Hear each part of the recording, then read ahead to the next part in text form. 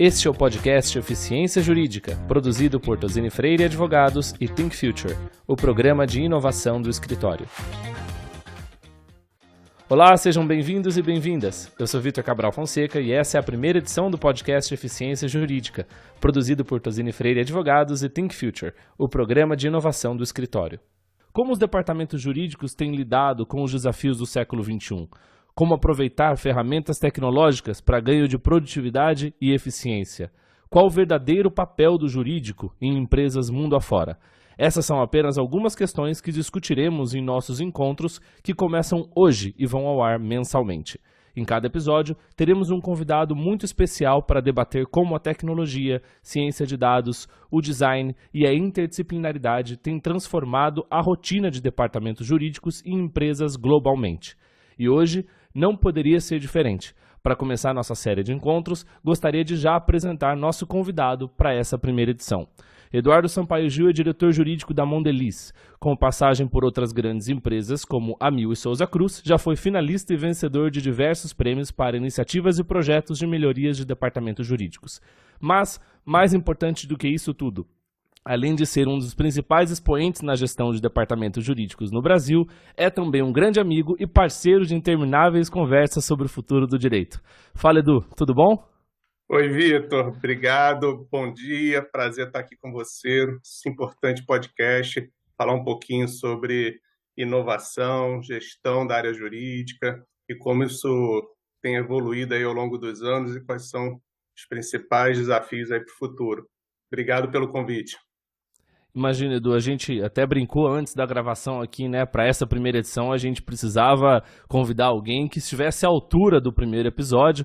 Antes mesmo da gente seguir com as perguntas, com o nosso papo, eu queria apresentar para todo mundo a Bianca, que é do meu time. Ela também está nos acompanhando aqui e ela faz parte lá, aqui do nosso núcleo de transformação em Legal Operations, que é a parte integrante do programa de inovação do escritório, o Think Future. Oi, Bianca. Oi, um prazer estar aqui. Falar de um assunto tão legal e ainda mais um assunto que a gente fala tanto no escritório pelo Think Future. Então, estamos aqui. Tudo bom, Bianca? É isso aí. Então, Edu, já vou começar com uma pergunta bem pesada, né? No bom sentido. Na sua opinião, qual que é o papel do departamento jurídico numa companhia, numa empresa no século XXI? Ele já é diferente do que era antes? Você já está há bastante tempo aí no mercado, acompanhando as evoluções. Você acha que mudou alguma coisa em como as empresas têm visto o departamento jurídico dentro das suas organizações? Bom, Vitor, não, sem dúvida, mudou bastante, né, desde quando eu comecei já em uns 20, 25 anos até hoje, e tem mudado cada vez mais. É impressionante como o papel do advogado, principalmente nas empresas, é completamente diferente daquilo que era há pouco tempo atrás. Antigamente, o advogado de empresa ele ficava ali no departamento jurídico, dentro da sua sala, tinha ali a secretária na frente, era quase um guarda-costas que não deixava ninguém entrar na sala do advogado, né? E todas as demandas, as perguntas, elas vinham por memorando, né, depois por e-mail, e o advogado ele pegava aquelas consultas e respondia também dentro do memorando ou do e-mail. Ou seja, uma relação muito fria, muito distante, onde ele realmente exercia apenas uma análise jurídica daquilo que lhe era perguntado. E geralmente, ou mais frequentemente, era uma postura muito reativa, né, muito sem assumir risco, exatamente porque ele estava distante do negócio. E aí já no ano 2000, né, por ali já começa um movimento de advogado do departamento jurídico se transformar também num parceiro de negócio, ou seja, de entender um pouco mais do que é o business, né, o que a empresa faz, as áreas, quais são os desafios de cada uma da área, e com isso tentar trazer soluções para o negócio, ou pelo menos responder a essas perguntas de uma forma mais integrada, ou seja, de uma forma de quem conhece um pouco mais daquilo que está acontecendo na empresa. E mais recentemente, eu vejo ainda em transformação esse papel do advogado corporativo, que ele deixa de ser apenas um parceiro de negócio para atuar como verdadeiro agente de negócio, né? Ou seja, ele vai além do trabalho jurídico. Então, as empresas hoje, elas esperam que os seus advogados internos, eles não apenas exerçam ali o papel da consultoria jurídica e de gestão dos problemas jurídicos, mas que também ajudem a empresa a alcançar seus objetivos, né? E com isso, demanda um comportamento completamente do advogado, completamente diferente do advogado, né? Uma postura muito diferente, que passa a ser muito mais proativa. Então, essa é uma mudança muito clara que eu tenho visto nas grandes empresas, né? Do advogado que antigamente ele era meramente reativo, ele mudou, né, para ser um advogado que sim, passou a conhecer mais do negócio e incorporar esse conhecimento nas suas consultas e nas suas respostas, mas hoje ele assume também um papel de não apenas prover conhecimento jurídico, mas ajudar de diversas formas o negócio a alcançar seus objetivos. Legal, Edu. Gostei que você falou que não é mais nenhum mero parceiro de negócios, sim um agente de negócios, né? Daí vem toda aquela história do Legal Operations, né? Que é um conceito que tem crescido muito no Brasil. Aí, para quem está nos escutando e não conhece, a gente sintetiza esse conceito como conjunto de processos, atividades, profissionais alinhados com estratégias de negócios aí, né? Para reduzir riscos, custos operacionais e, ao mesmo tempo, né? Também aumentar a produtividade. Você vê Legal Ops dentro das empresas como algo que tem ajudado nessa tarefa, nessa missão de transformar os advogados em agentes de negócios? Sem dúvida alguma, porque quando o advogado ele assume esse papel de estar mais integrado com o negócio, de participar e de buscar, né, ajudar nos objetivos da empresa, ele também assume um compromisso de ganhar eficiência, né, de buscar uma melhor eficiência. E essa é uma melhor eficiência dentro do departamento, fora, mas também dentro do departamento jurídico. E a área de Legal Ops, para mim, eu acho que o grande objetivo dela é exatamente esse: como buscar mais eficiência para o departamento jurídico. Esse eu acho que é o grande objetivo de uma área de Legal Ops em qualquer empresa. E aí sim, cada empresa vai ter a sua particularidade, vai ter a sua demanda, né, e vai ter diferentes formas de buscar eficiência. Eu queria falar também bastante sobre essas diferentes formas, né? Porque muita gente associa a inovação, e principalmente a inovação jurídica, que tem sido bem representada pelas Legal Techs aqui no Brasil, simplesmente com a tecnologia. Eu vou te voltar a pergunta, né? Na sua opinião, aí como gestor jurídico, tecnologia é tudo? Não, não, de forma alguma. Eu acho que tecnologia é uma ferramenta poderosa, uma ferramenta importante, mas é tão somente uma ferramenta. Eu acho que o principal é você entender, primeiro, pessoas, né? Não adianta você querer mudar, implementar uma solução tecnológica se a cultura dentro da empresa, dentro do departamento jurídico, não está preparada para isso, né? Imagina pegar um monte de advogados que não conhecem de análise de dados, não conhecem de automação, e de repente inteligência artificial, e de repente você joga uma solução muito sofisticada, não vai nem saber operar, não vai saber para que operar. Não faz sentido isso. Então, tecnologia não é um fim, tecnologia é um meio. Então, primeiro tem que falar com pessoas, tem que preparar a cultura daquele grupo para estar aberto a inovações e buscar essa eficiência. Depois disso, você tem que pensar em processo, porque você botar também uma solução num processo que está errado, vai continuar errado, só vai estar errado dentro de um ambiente diferente tecnológico. Então, você tem que consertar o processo, os fluxos, né? E aí sim você bota a tecnologia, se for o caso, como ponto final ali para dar essa arredondada. E muitas inovações, inclusive, não passam. A gente está vendo hoje, né, várias frentes de inovação na área jurídica que sequer passam por tecnologia. É interessante isso, né? Você citou aí, por exemplo, análise de dados, a gente tem também design. Você vê departamentos jurídicos assumindo cada vez mais profissionais de outras áreas como suas partes, né? Ou simplesmente usando dentro da empresa, da companhia, alguns parceiros de negócio, alguns business partners. Qual que é a sua opinião sobre a presença de profissionais não jurídicos, né, sem formação jurídica dentro dos departamentos jurídicos, ou até mesmo em estruturas próprias para isso, né, como as próprias áreas de Legal Ops? Acho super importante, acho essa troca, né, é muito proveitosa para todos. E sim, vai depender do que a área de Legal Ops está se propondo a fazer. Novamente, como o objetivo final é eficiência, é ver quem é o melhor profissional para entregar aquela eficiência. Então, se a gente vai ter, numa área de Legal Ops, uma parte de cálculos muito forte, você precisa ter pessoas de cálculo, né? Você precisa ter contadores, matemáticos, engenheiros, enfim, financeiros. Você vai precisar trazer essas pessoas para te ajudar, porque eles sabem fazer esse cálculo melhor do que o advogado. Se você vai ter ali na tua área de Legal Ops uma parte de automação para cadastro de processos, né, para pesquisa de jurisprudência, para protocolos automáticos, enfim, você vai precisar trazer tecnologia para te ajudar a fazer isso, né, para poder implementar essas soluções melhor.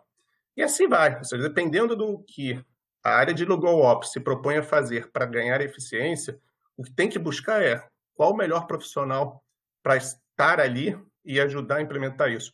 E aí essa troca entre o advogado, que obviamente traz ali um conhecimento específico da área, com outros profissionais, é que vai somar e vai trazer esse resultado de uma forma muito mais rápida e muito melhor.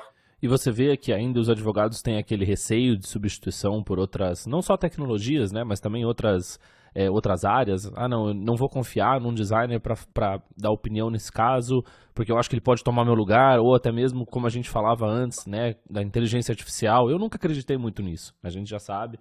Eu acho que a tecnologia tem que se apresentar como ferramenta e os advogados devem abraçá-la como ferramenta também. Mas você acha que esse ainda é um medo presente que contribui negativamente para a evolução cultural no sentido de uma maior interdisciplinaridade no direito? Olha, Vitor, eu ainda vejo alguma coisa assim, tá? Mas eu acho que é cada vez menos. E eu acho que hoje a grande maioria dos advogados, na verdade, está buscando como fazer isso. Eu acho que é uma dúvida que todos nós temos de como fazer isso acontecer. Muita coisa que aconteceu e está acontecendo num período muito curto, né? Então, assim, a minha geração saiu, como eu falei, de um modelo de trabalho completamente diferente, super técnico, dentro de uma sala, de terno e gravata, respondendo memorandos, para um modelo de trabalho que utiliza design, utiliza inteligência artificial, machine learning. Então, é uma mudança muito rápida num período muito curto, né? Como vem acontecendo para várias outras profissões. Então, acho que a grande questão hoje para a maioria dos advogados é como fazer isso acontecer. Como eu trago um designer e como ele pode agregar valor. Como eu trago alguém de tecnologia para fazer uma automação. Então, acho que esse hoje é o grande desafio. Eu acho que vejo cada vez mais advogados que estão abertos a experimentar, estão abertos a tentar modelo diferente, porque já perceberam que essas tecnologias, essas inovações, essa nova forma de atuar, na verdade, vem para o benefício deles mesmos. Então, eu fico feliz que eu vejo cada vez mais advogados, tanto de escritório quanto de departamento jurídico, buscando essas novas formas de trabalhar.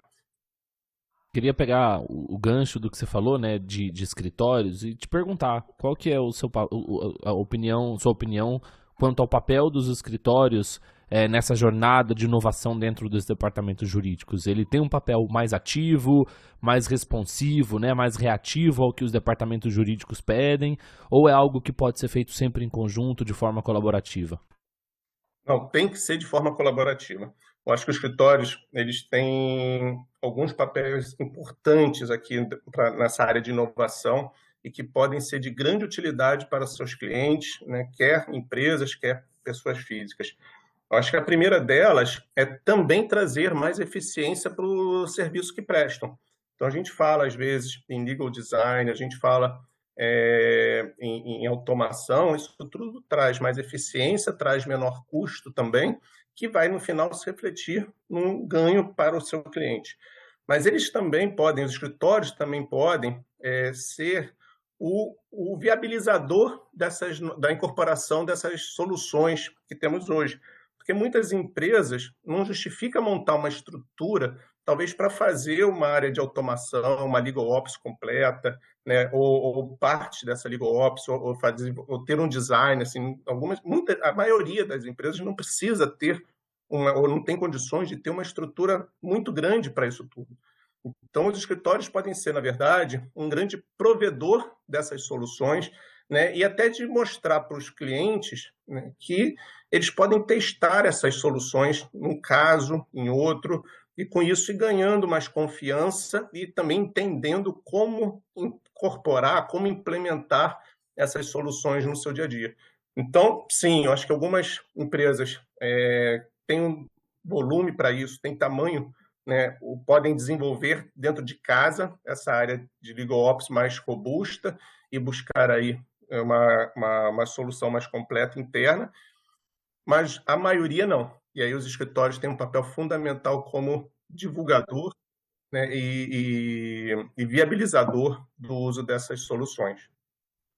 Legal, vamos falar de Modeliz um pouquinho? Assim, por onde você passou, a gente já se conhece há um tempo, você deixou ali um histórico de melhorias, de eficiência, até cases de extremo sucesso em como se gerir um departamento jurídico. Conta pra gente como que vocês têm feito isso hoje aí na Modeliz, quais são as principais iniciativas, os principais projetos, os resultados, os ganhos, o que você destacaria pra gente desse momento atual seu aqui diante do departamento jurídico da Modeliz no Brasil? Claro. E como eu falei, eu acho que cada empresa, né, tem a sua necessidade e às vezes mesmo uma empresa vai ter momentos diferentes. Hoje aqui eu fico muito feliz porque eu acho que eu estou com um time que abraça a inovação e tem essa mentalidade do inconformista, né? Ou seja, não se conforma com o status quo. Eu acho que essa é a grande beleza, inclusive quando a gente fala de inovação de uma forma geral, essa é a beleza. São pessoas que não se conformam com o status quo, que desafiam, que querem melhorar, que sabem que é possível melhorar. Então, hoje eu tenho um time que tem muito essa mentalidade, né, e está o tempo todo buscando formas novas de entregar valor para o negócio. Então, estão muito conectados com o negócio, né, e eu acho que esse também é um ponto fundamental para a gente, do advogado moderno, conhecer o negócio de ponta a ponta. Então, a gente aqui visita a fábrica, vê como é que vai fazer o chocolate, como é que faz o biscoito, as balas, né, que são nossos produtos chaves, visita a distribuição, logística e termina ali visitando o ponto de venda e conversando com o consumidor. Então, o advogado ele tem esse conhecimento de todo o ciclo do produto dentro da empresa. E com isso ele consegue trazer soluções para o negócio. Então, eu acho que temos vários cases aqui de sucesso dentro da empresa, né, que foram propostas pelo time, que observavam no seu dia a dia algumas dores e formas novas de prover esse serviço jurídico. Eu acho muito interessante isso que você falou de conhecer o negócio, né? Visitar a fábrica. Eu trabalhei já no passado em uma construtora e eu ia na obra, porque eu precisava escrever ali um contrato de empreitada com um prestador de serviço terceirizado, né, para execução de uma armação de concreto, e eu precisava ver o que era armação de concreto para entender ali minimamente quais eram os riscos disso. Você gostaria de contar um case específico, Edu? Alguma coisa que você acha que olha, isso aqui a gente já entregou, já faz sentido mostrar, a gente já metrificou o resultado? Claro, bom, temos alguns aqui, vamos lá. Olha, falando de inovação, a própria empresa está num movimento muito forte de inovação, né? E aí entra aquela parte que eu falei de cultura. Assim, não adianta pensar em inovação se você não pensa primeiro nas pessoas e como mudar a cultura para viabilizar isso. Então, nós temos a felicidade aqui na Mondelez de ter na nossa cultura já, né, de buscar inovação, de uma forma geral em todas as áreas, tá? E uma coisa que o time, por exemplo, de contratos identificou é que nós temos, obviamente, modelos de contrato padrão que foram desenvolvidos para grandes fornecedores, né, com 15, 20 páginas, aquelas obrigações intermináveis que numa relação entre grandes empresas é natural, é normal. Mas quando a gente está falando em startups, por exemplo, elas não têm condições de cumprir com todas aquelas obrigações, né? Ainda não tem estrutura para isso, não tem ainda capacidade para entregar todas essas obrigações. Então, o time de contratos, e veja, não era uma dor do departamento jurídico, essa era uma dor do time de compras quando negociava com startups, até para outras áreas, que não conseguia evoluir com esses contratos, e esses contratos ficavam indo e voltando para tentar negociar essas cláusulas sem avançar. Então, nosso time de contratos percebeu essa dor e montou uma minuta nova de contrato específica para POC, né, para provas de conceito e para startups. Então, são minutas de 4 páginas, né, uma minuta de 4 páginas apenas, com aquelas obrigações realmente essenciais para aquele momento, até porque o serviço que vai ser prestado ele é um serviço limitado no tempo então não precisa ter todo aquele rol de obrigações. Então, essa é uma entrega assim, que foi fundamental para o negócio e, de novo, uma inovação que não traz tecnologia, mas apenas precisou conhecer o negócio e ver como alterar, como desafiar o status quo para prover o melhor serviço para a empresa. Nós temos também, na área de consultoria, todo departamento jurídico tem muita consultoria, né? Acho que é comum para todas as empresas, e um problema que nós temos, muita gente fala de chatbot, implementar chatbot, eu acho excelente chatbot, porque ele tira aquele trabalho repetitivo do advogado, mas, além do chatbot, como é que você quantifica, né, por exemplo, a quantidade de consultorias, de consultas que seu time recebe?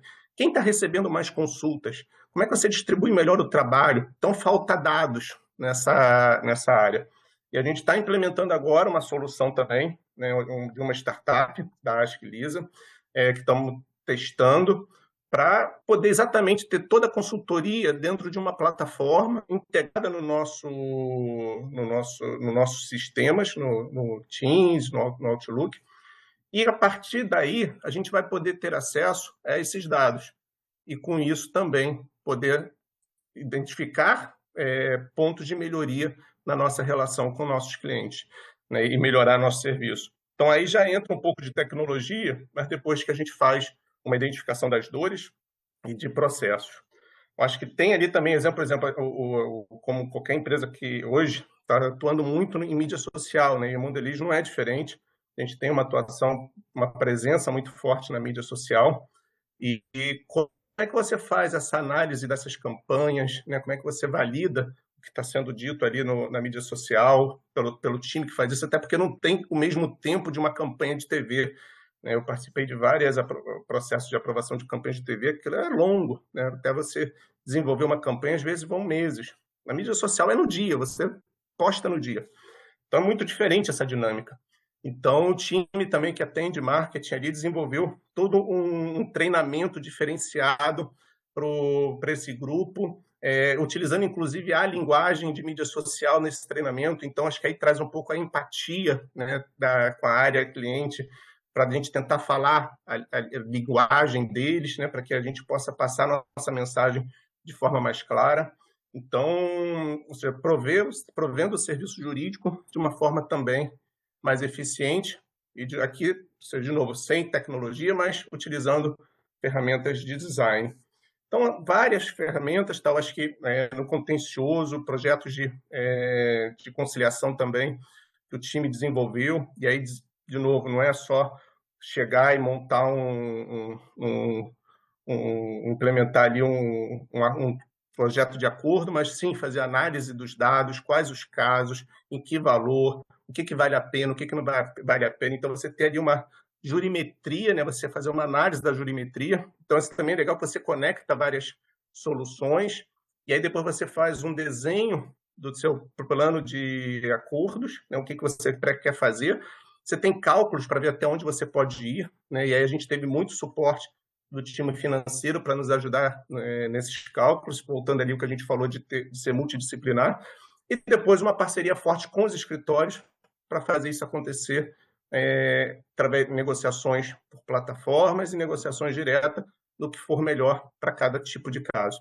Então, assim, eu acho que várias soluções que o time está trazendo e que vai mudando o nosso dia a dia, né? Então não precisa ser uma grande solução. Acho que, na verdade, a beleza disso é você ter várias pequenas soluções. Legal, Edu. Não, você falou várias coisas, tomei várias notas aqui. A gente tem meia hora de papo. Se desse, a gente ficava até 1 hora. Mas já fica aí o gancho para um episódio 2, tá? Eu já tô te avisando que você vai voltar muito em breve aqui para seguir o papo com a gente.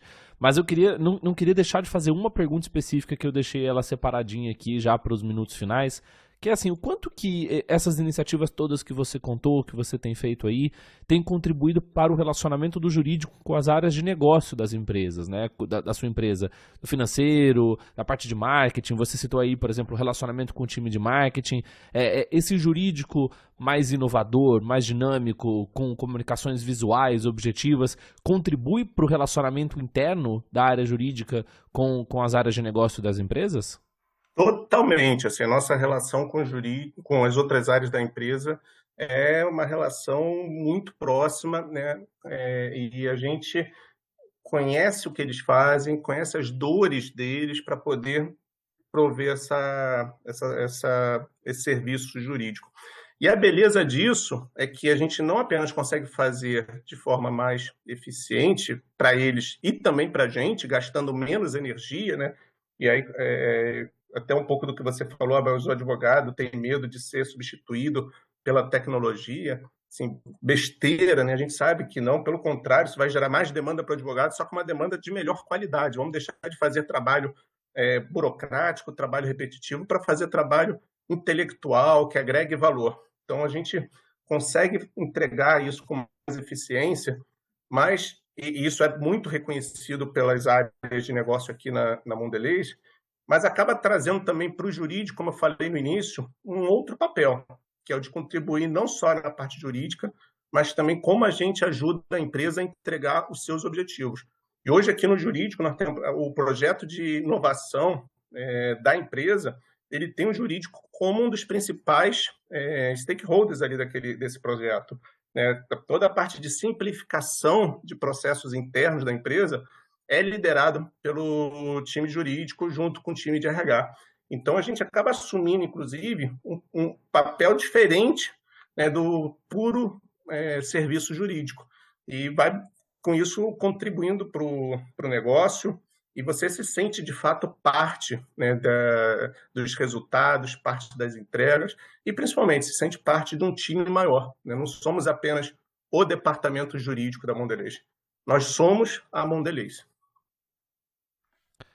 Maravilhosa essa fala, Edu, porque um dos assuntos que você até citou, que eu gosto de sempre dar como exemplo desse relacionamento de departamentos jurídicos e as áreas de negócio, é realmente o Visual Law, né? Que muito se fala do Visual Law para os trabalhos feitos para clientes, né? Para um trabalho B2C normalmente, né? Então a política, os termos de uso, mas também tem uma necessidade muito grande desse uso desse Visual Law dentro das empresas, né? Para que as áreas jurídicas possam se comunicar com as áreas de negócio de uma maneira mais objetiva.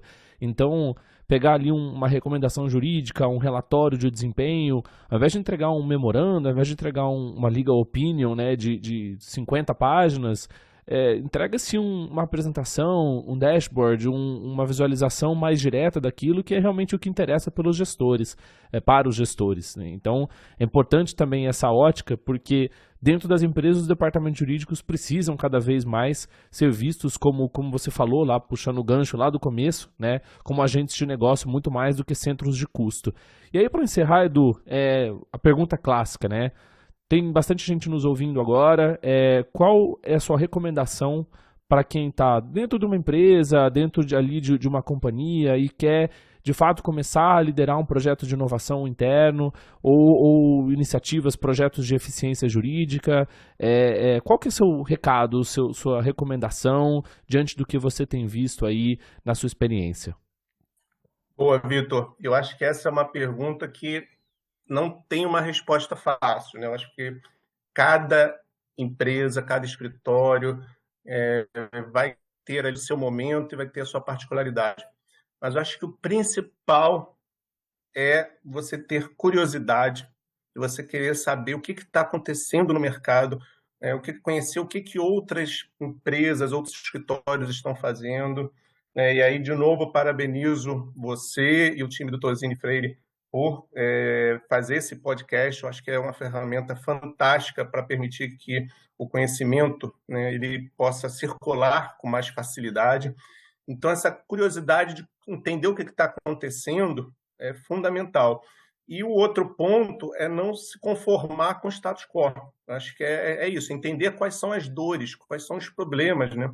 A gente fala muito aqui como é que a gente pode melhorar isso. Então, primeiro a gente tem que entender o que está doendo, né? Quais são os incômodos, quais são as áreas, quais são os fluxos, quais são os processos que são ruins, que não estão funcionando e que podem ser melhorados.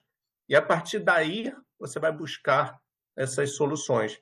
Lembrando, porque aí você, tendo essa curiosidade, tendo esse comportamento de não se conformar, né, com o status quo, você já está mudando a cultura, né? Então, a partir daí, já fica tudo mais fácil. E é isso, é aprender, é conectar, é muito benchmark, é você ver o que está funcionando, né, com outras empresas, com outros escritórios, e trocar muita informação. Acho que nós vivemos hoje numa era em que é preciso trocar muita informação, né, para poder ter sucesso.